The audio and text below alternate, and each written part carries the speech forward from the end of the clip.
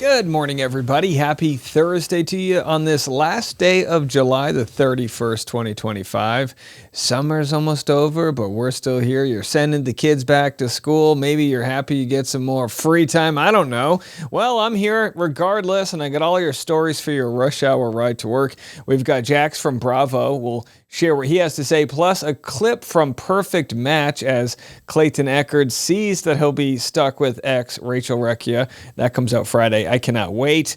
And then updates from Blake Lively as our good pal Lauren is revealing now that it was, I guess Blake let loose that she has, sought discovery from 107 content creators. Am I on the list? We'll have to see if she's part of the fan club over here. Hey, Blake, how are you? We'll get into that. And then we've got more on Epstein as Senator Bernie Sanders actually initiated a vote that would stop the U.S. from funding arms deals to Israel. And with that, speaking of money, there's actually this wild story. You're going to have to stick around for this.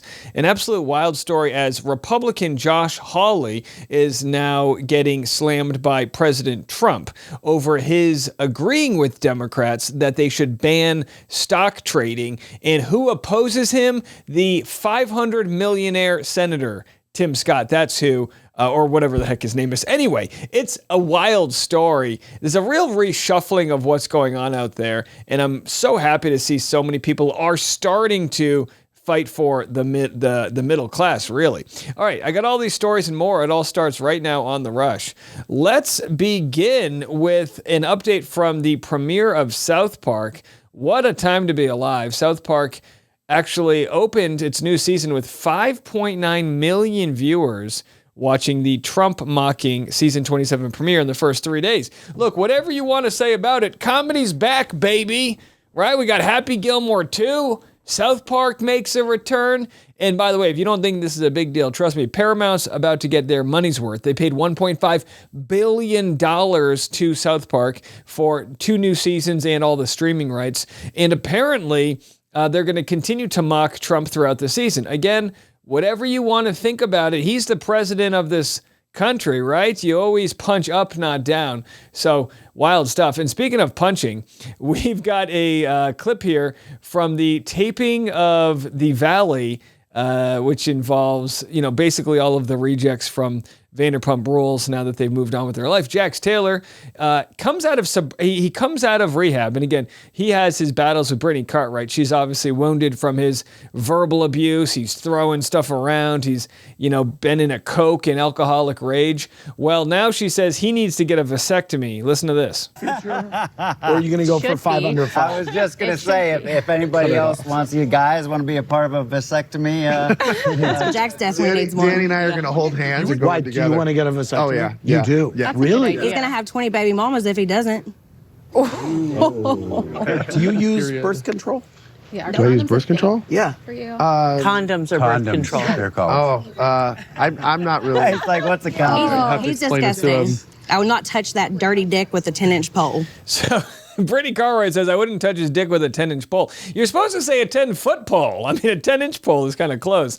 Either way, it goes on and on. Pray for the sound guy who's got to listen to 15 people yelling all at once.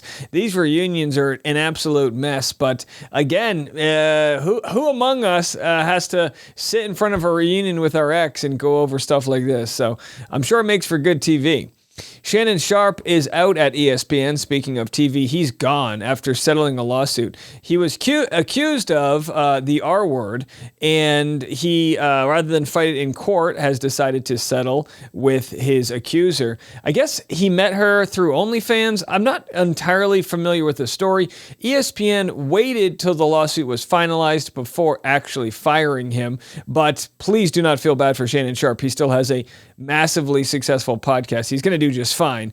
As far as how much money they settled for, unknown. And, she had some pretty legitimate allegations, and it clearly was going to look worse for him if he fought it.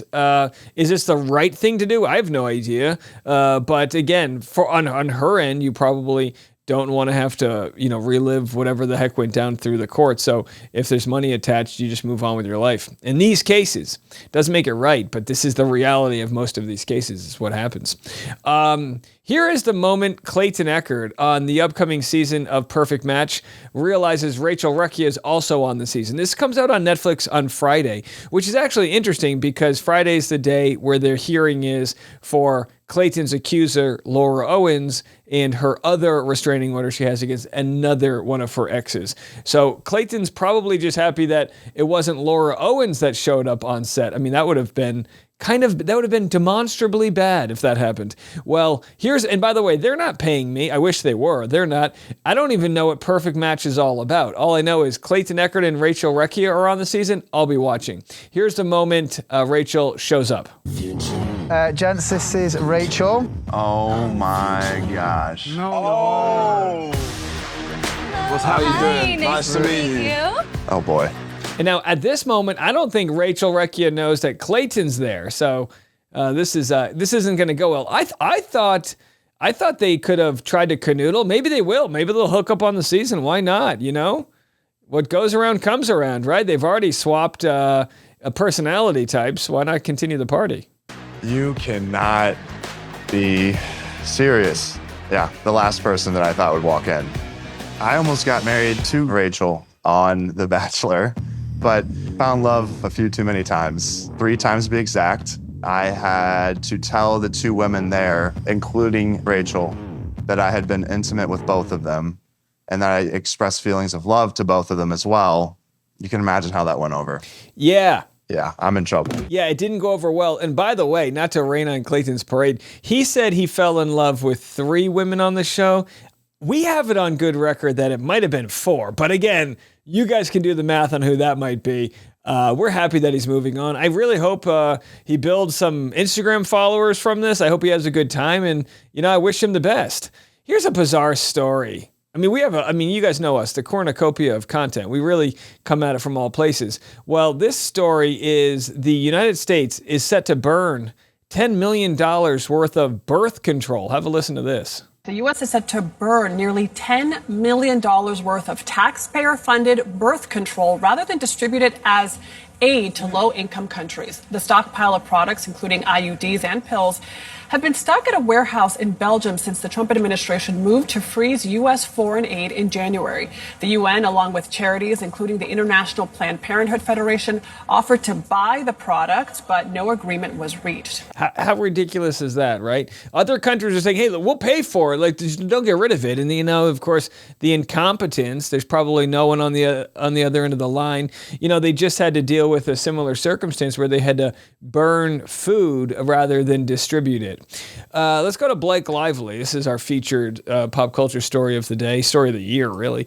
Here is our good pal Lauren explaining what went down. There was a phone call, a court meeting where Blake revealed that she has sought discovery from 107 content creators. What does it mean? How did she seek it? Yet to be seen. There's a hearing going on right now related to the Justin Baldoni versus Blake Lively case. This is about Blake Lively trying to get discovery from communications between Justin Baldoni's attorneys, so Brian Friedman's law firm, and content creators in the media, so people who spoke to the lawyers. They may be discussing some other stuff too, I'm not sure, but the takeaway so far is that Blake Lively has apparently exercised extensive discovery against 107 creators. So across all social media platforms, we have seen less than half of the damage that she's tried to do with her subpoenas. This is a mess that's affecting over 100 people. Absolutely ridiculous. And the fact that there's no recourse is so disappointing. How many people are going to be stuck with thousands of dollars in attorney's fees because she can't accept that the public has genuine criticism of her? Listen, I'll be the first to say, if she subpoenas me, I will be responding to that subpoena with a chat GPT version of a lawyer. I will not be paying lawyers. God bless the lawyers out there. But, but I respect people that are, now, as far as what Blake means by sought discovery, does that mean there are 107 subpoenas going out? What we've found out from some folks is that they didn't even know they were subpoenaed. And if you don't know you're subpoenaed, you can't quash the subpoena, which is basically rejecting it. And so then, does Google or YouTube or TikTok or whoever is the platform of the subpoena, do they just hand over the content, the emails, the private emails, things like this? Yet to be seen. I'm actually not worried, although I do agree with Lauren. This is terrible precedence. This is bullying. It's a waste of money. It's a waste of court resources. But I'm not worried that Blake will find anything because there is no smear campaign.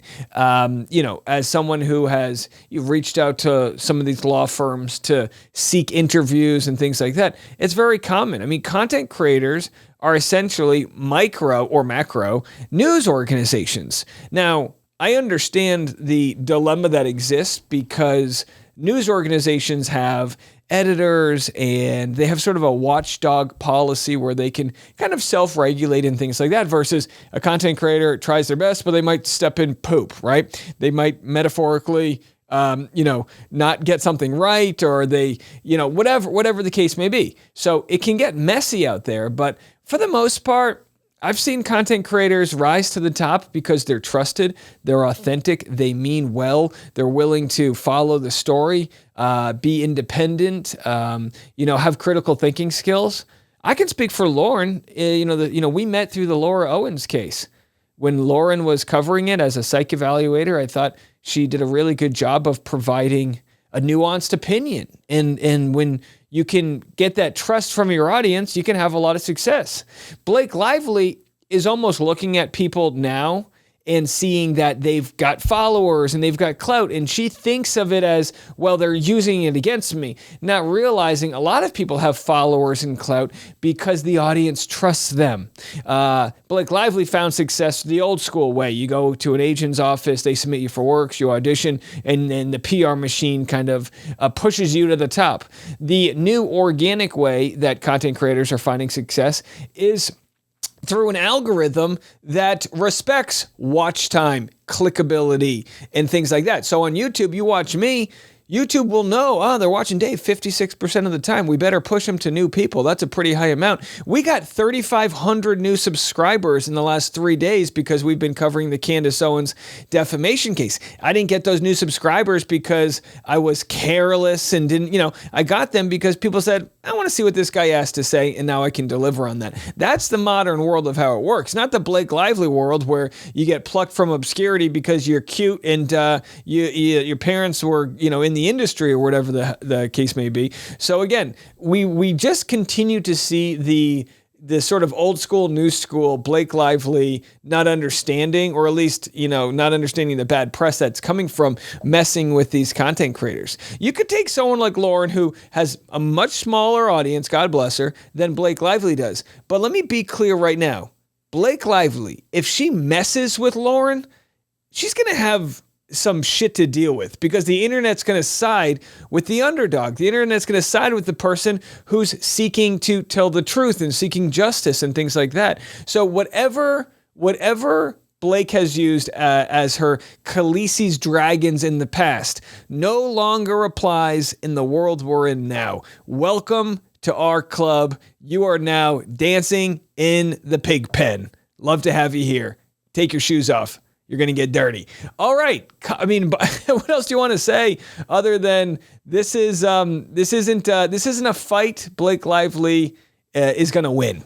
All right. Coming up next, we've got massive updates regarding several huge stories that really do affect you. The first being, we're going to share the story about stock trading. First, we're going to get into the Epstein files and a new sneaky way, a 100-year-old law that or rule that might be put into effect to get the Epstein files. And then after that, we've got stock trading as a big bill's going through. One of the biggest things we need in our country to straighten things out is we need to get money out of politics in several different ways. Stop the insider trading, and also stop accepting money from lobbyist groups that don't have our best interest. And we have all of those stories coming up next on The Rush.